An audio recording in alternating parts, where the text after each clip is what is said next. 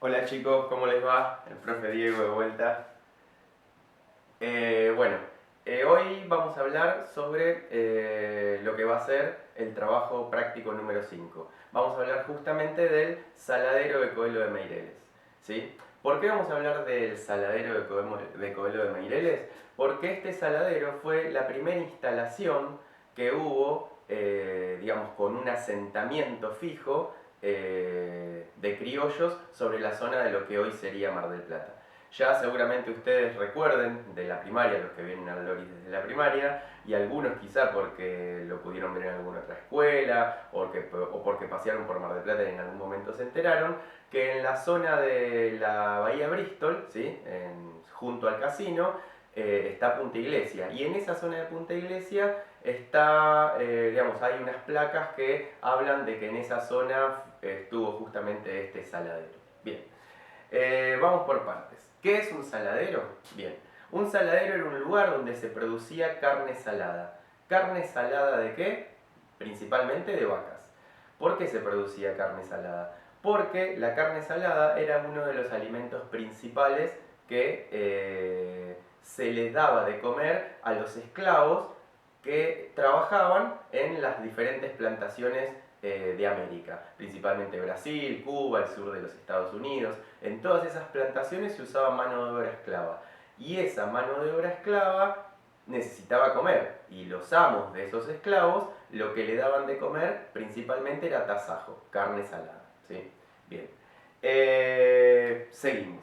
Vamos a empezar por cómo se da este proceso, ¿sí? De el avance, que es lo que veníamos viendo, el avance de la frontera de lo que sería el Estado argentino sobre territorio indígena. ¿Sí? Todo esto es parte del proceso de corrimiento de fronteras que se va dando en el siglo XIX. Temas que estuvimos viendo en el trabajo práctico 4 y también un poquito en el trabajo práctico 2. ¿Sí? La convivencia entre ese Estado argentino que está surgiendo en el siglo XIX, ¿sí? Y los pueblos originarios que eran los antiguos habitantes de la región, en este caso de la llanura pampeana. Si ustedes miran en este mapa aquí, pueden ver América, América del Sur, y particularmente lo que sería el territorio argentino, y sabemos que aquí estaría Buenos Aires más o menos, en la desembocadura del Río de la Plata, ¿sí? Y la frontera del Estado argentino se iba corriendo de norte a sur a lo largo del siglo XIX. Mar del Plata estaría aquí más o menos, ¿sí? En ese punto. Bien, ¿qué queremos mostrar entonces? Que ese corrimiento de frontera fue hecho poco a poco, como dije antes, a lo largo del siglo XIX, sobre todo a partir de 1825 en adelante, hasta que finalmente en 1879, 1880, con la campaña del desierto, se termina, ¿sí? Exterminando a gran parte de los pueblos originarios y se termina apropiando el Estado argentino de las tierras tanto de la llanura pampeana como de la Patagonia, para formar el mapa que ustedes conocen en la actualidad de la Argentina.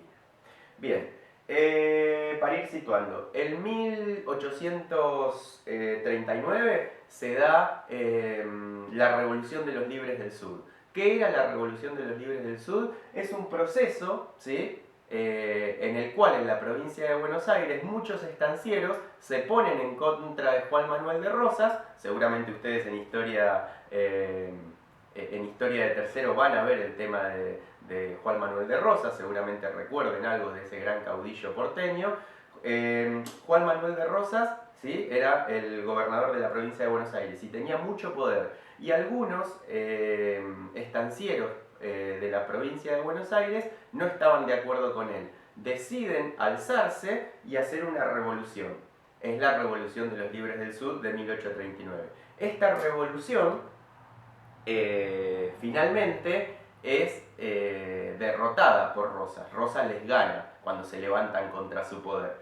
Y algunos de esos estancieros, como por ejemplo Ladislao Martínez, que estaba en contra de Rosas, tiene que vender sus tierras. ¿Por qué? Porque necesita marcharse al exilio o directamente en algunos casos son puestos presos por Rosas, todos esos estancieros que se habían alzado contra él. Entonces, Ladislao Martínez vende rápidamente sus tierras que tenía en este territorio a Gregorio Lezama. Gregorio Lezama era otro estanciero de la zona que no estaba en contra de Rosas, entonces aprovecha el momento de la derrota de Ladislao Martínez, ¿sí? Y de otros estancieros más, aprovecha esta derrota para comprar a muy buen precio las tierras de Martínez, y bueno, Lezama pasa a transformarse en un gran estanciero de la zona. En 1856, Gregorio Lezama decide vender parte de esas tierras. Toda esa cantidad de tierras que había adquirido sobre este territorio, decide vender algunas de esas tierras. ¿A quién se las vende? Al barón de Magua, que era un portugués muy importante de la época, una persona muy rica, que hacía negocios en América. Era de Portugal, ¿sí? En la península ibérica, y tenía muchos negocios, principalmente en lo que hoy sería Brasil, porque el territorio del Brasil, recuerden que pertenecía a la corona portuguesa, pero también en otros puntos de América el barón de Magua hacía negocios. Este barón de Magua estaba asociado con otro grupo de portugueses, entre ellos Coelho de Meireles, que es el personaje que nos interesa en este caso trabajar, y forman un consorcio, ¿sí? Como una asociación entre varios portugueses, y compran 3 estancias que pertenecían a Gregorio de Lezama. Las estancias de Laguna de los Padres, la estancia La Armonía y la estancia San Julián de Viboratá, que si sumamos el territorio de esas 3 estancias, ocuparían prácticamente todo el territorio de Mar del Plata, del actual Mar del Plata, de lo que sería el partido de General Porredón, e incluso algunos partidos vecinos. Compran esas 3 estancias, este consorcio de portugueses, y deciden construir un saladero en la desembocadura del arroyo Las Chacras. ¿Dónde sería eso, la desembocadura del arroyo Las Chacras? Como les dije al principio de la clase, en lo que hoy sería la bahía de la playa Bristol. Seguramente ustedes conocen, aunque sea de nombre, la playa Punta Iglesia. Ahí donde está la playa Punta Iglesia, justamente desemboca el arroyo Las Chacras. En Mar del Plata hay un arroyo, pero no lo vemos. Cuando nosotros agarramos la diagonal Alberdi y después la conectamos con la diagonal Pueyrredón, podemos ver que esas dos diagonales, si las mirásemos desde arriba, cruzan la ciudad, las manzanas de la ciudad, de forma, podemos decir, irregular. Ese cruce de esas dos diagonales es el arroyo Las Chacras entubado. Bueno, este arroyo Las Chacras, como les dije, desemboca en Punta Iglesias.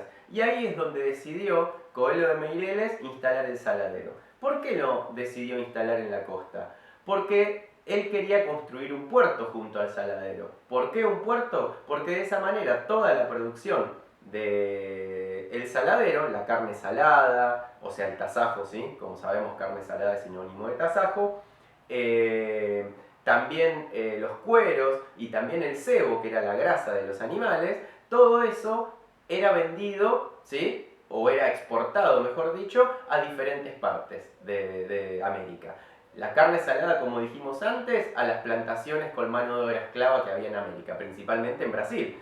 Porque si uno piensa que Coelho de Meireles era portugués y que Portugal era quien dominaba el territorio del actual Brasil, es lógico entender que él tenía los contactos para vender a diferentes plantaciones de mano de obra esclava que había en Brasil esa carne salada, digamos. Él, al ser portugués y al haber en Brasil tanta cantidad de plantaciones con mano de obra esclava, tenía, podemos decir, el negocio hecho. Porque tenía los clientes directos a quien venderle la carne salada que producía en la llanura pampeana, en estas tierras. Entonces, como dije antes, todo lo que quería exportar, todos esos productos que quería exportar, cueros, tasajo y sebo, tenía el puerto para directamente embarcar y por mar llegar a territorio brasileño e incluso territorio cubano, porque recuerden que en Cuba también había muchas plantaciones con mano de obra esclava. Entonces tenía el negocio armado, podemos decir. ¿Qué pasa entonces? Es que construye un puerto con un gran muelle para que ahí puedan atracar los barcos, cargar en sus bodegas los productos, la carne salada, como dije, el cuero y el cebo, y venderlos en otros territorios americanos. ¿Cómo hace para construir ese saladero? Bueno, trae principalmente trabajadores rurales, ¿sí? Peones rurales, del sur de Brasil y del litoral argentino, ¿sí? De lo que sería Río Grande do Sul, que es el último estado de Brasil, y también de la zona del litoral argentino e incluso de la banda oriental. Trae peones rurales de esa zona, trabajadores rurales, gauchos, como le decimos nosotros habitualmente, y los instala en la zona, ¿sí?, como dijimos, de Punta Iglesia, para construir el saladero, construir el muelle, y se forma allí, podemos decir, el primer poblado de la zona. ¿Cómo se le llamó a ese poblado inicialmente? Más allá de que no tenía un nombre oficial porque no estaba legalizado como pueblo, se le llamó Puerto de Laguna de los Padres. ¿Por qué Laguna de los Padres? Porque ustedes recuerden que el año pasado lo vimos, que en esta misma zona, 100 años antes, porque ahora estamos, como dije antes, en 1856. 1856 es cuando Coelho de Meireles comienza con este negocio del saladero. Pero 100 años antes, en 1740, llegan a esta zona los curas jesuitas a la zona de la Laguna de los Padres, por eso se llama Laguna de los Padres, porque padre es sinónimo de cura, así se lo llamaba. Entonces llegan a esa zona e instalan una misión jesuita, la misión de Nuestra Señora del Pilar. Y a partir de ahí, más allá de que la misión dura pocos años, porque los indios finalmente echan a los jesuitas, porque no querían ser evangelizados, a la zona ya se la conoce con el nombre de los Padres, Laguna de los Padres, Sierra de los Padres. Entonces este pequeño puerto que se estaba fundando 100 años después en las costas de lo que hoy es Mar del Plata, también se le pone ese nombre de los Padres, era Puerto de Laguna de los Padres. ¿Qué pasa con este saladero? Funciona en principio, pero los saladeros generalmente funcionaban con ganado cimarrón. ¿Qué es el ganado cimarrón? El ganado salvaje que había suelto por la llanura pampeana. ¿Por qué había ganado salvaje, ganado vacuno salvaje suelto sobre la llanura pampeana? Si la vaca no es un animal nativo de estas tierras, la trajeron los europeos. Pero ¿qué pasa? Cuando los europeos trajeron las vacas, ¿sí?, al inicio de la colonización, ¿sí?, europea de nuestro continente, soltaron vacas, ¿sí?, a campo abierto, y esas vacas, por la calidad de nuestros suelos, se reprodujeron muchísimos y se hicieron algo así como vacas salvajes. Esas vacas salvajes, ¿sí?, eran conocidas como ganado cimarrón. Ese ganado cimarrón era el que se utilizaba para producir tasajo, porque era carne dura, de vaca salvaje. Entonces, para producir un alimento de tan escasa calidad, en vez de criar tu propio ganado, cazabas las vacas sueltas que había por el campo. Pero en esta zona parece ser que Coelho de Meireles no se dio cuenta de que había poco ganado cimarrón, entonces el negocio del saladero no funcionó bien. No producía la cantidad de carne necesaria como para que él pudiera ganar dinero. Entonces en 1860 deciden cerrar el saladero. ¿Qué pasa entonces en 1860? Cierra el saladero porque no era un negocio redituable, y este señor, Coelho de Meireles, este portugués, decide vender a una sociedad de porteños, ¿sí?, a un grupo de porteños, a un consorcio de porteños, las tierras de lo que habían sido esas tres estancias, incluido también las instalaciones del saladero, el puerto, el muelle, ¿sí?, los galpones, los corrales. Decide venderle todo eso a una sociedad compuesta por 4 personajes importantes de la vida porteña. Anacarsis Lanús, Eusebio Zubiarre, Benigno Barbosa y otro personaje conocido para nosotros, Patricio Peralta Ramos. Ojo con ese nombre porque ya en la historia de Mar del Plata se va a volver relevante. Estos 4 estancieros compran las tierras de lo que había sido el saladero y las estancias de la zona, ¿sí?, y deciden mantener el puerto, pero dar de baja la idea del saladero, cerrar el saladero y empezar a pensar en la fundación de un pueblo oficial, ¿sí? ¿Quién fue el de la idea del pueblo? Justamente Patricio Peralta Ramos. Patricio Peralta Ramos y Benigno Barbosa son los que se hacen cargo principalmente de la estancia Laguna de los Padres, que es la estancia que va desde la Laguna de los Padres, que iba, porque ya no existe más como estancia, que iba de la Laguna de los Padres hasta la costa de lo que hoy es Mar del Plata. Esa estancia se la quedan ellos dos, Barbosa y Peralta Ramos, y es Peralta Ramos el que se pone a cargo de la fundación del pueblo de Mar del Plata. Como dijimos, ellos compran las tierras en 1860 y finalmente Patricio Peralta Ramos va a tardar muchísimos años en lograr que la provincia de Buenos Aires le autorice la fundación del pueblo. Recién en 1874, 14 años después, Patricio Peralta Ramos logra, ¿sí?, su objetivo de fundar el pueblo en lo que era en ese momento las tierras del Saladero. Bueno, pero eso ya es una historia que vamos a seguramente analizar la clase que viene. Hoy nos quedamos entonces con esta historia del Saladero de Colo de Meireles y cómo un portugués, ¿sí?, un europeo, llega a la llanura pampeana a acompañar ese avance sobre la frontera pampeana, sobre el territorio indígena que el Estado argentino estaba propiciando. ¿Por qué? Porque las tierras de la llanura pampeana eran muy ricas y el Estado argentino, ¿sí?, quería instalar un modelo, ¿sí?, un modelo de país, un modelo económico agropecuario, ¿sí?, agropecuario exportador. ¿Qué quiere decir esto? Producir en esas tierras muy ricas ganado, ¿sí?, en principio ganado, después también se sumó los cereales, ¿sí? Por eso se dice que es agropecuario, porque es agro por la agricultura y pecuario por la ganadería. Entonces el modelo agropecuario exportador que instala la Argentina en los comienzos de su historia, luego de la independencia, es un modelo de utilizar las tierras de nuestro país para producir materias primas. ¿Qué materias primas? Principalmente ganado, ganado vacuno, ganado ovino, ganado equino, ¿sí?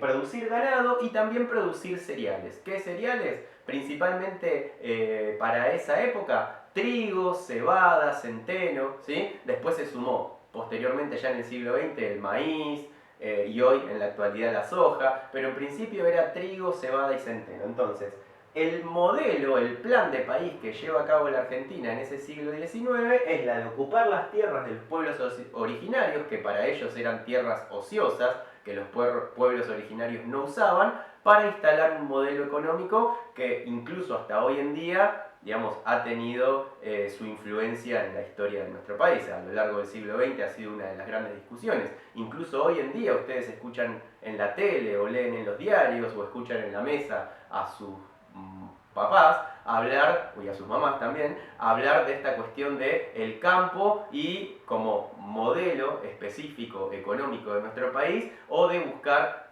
industrias alternativas a lo que sería lo rural. Bueno, pero eso es una historia que vamos a ir viendo a lo largo de este tercer año y seguramente en cuarto, quinto y sexto año van a seguir hablando de lo que es la historia argentina y principalmente la historia económica. Bueno, los dejo con esto, seguramente van a utilizar esta clase, este video que les estoy preparando, junto a un texto que va a estar adjunto a la asignación del TP5. Bueno, muchas gracias, los dejo, chau chau.